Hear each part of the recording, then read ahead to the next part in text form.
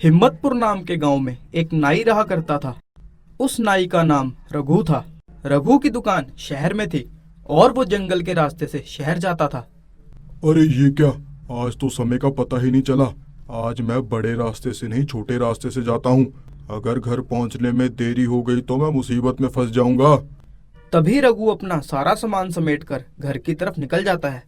जंगल के रास्ते में थोड़ी आगे जाते ही उसको ऐसा एहसास होता है जैसे उसका कोई पीछा कर रहा हो। वो पीछे मुड़ के देखता है, उसके पीछे कोई नहीं होता। वो इसको वहम समझकर आगे चल पड़ता है। जैसे ही रघु थोड़ी आगे जाता है उसको अजीबोगरीब सी आवाजें सुनाई देती है। अरे ये कैसी आवाजें आ रही हैं? मुझे लगता है कोई मेरा पीछा कर रहा है।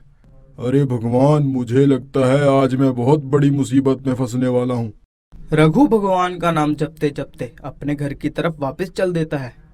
तभी पीछे से कोई उसका नाम पुकार देता है। अरे रघु, रघु जी, कहाँ जा रहे हो?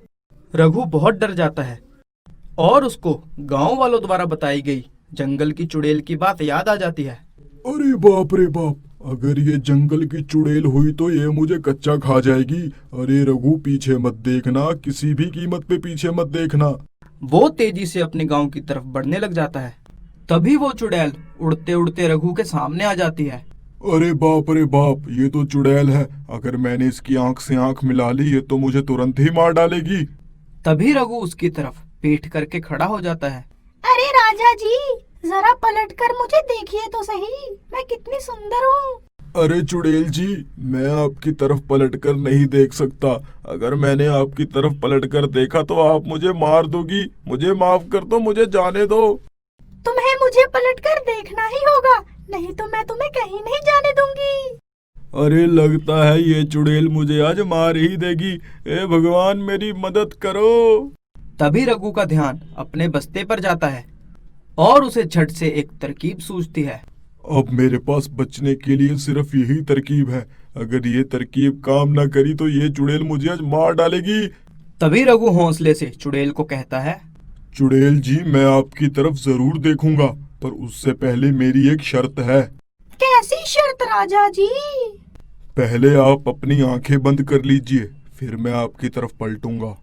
चुड़ैल रघु की शर्त मान जाती है और अपनी आंखें बंद कर लेती है। रघु जल्दी से अपने झोले की तरफ जाता है और उसमें से आईना निकाल के ले आता है। रघु उस आईने को लेकर चुड़ैल के सामने खड़ा हो जाता है।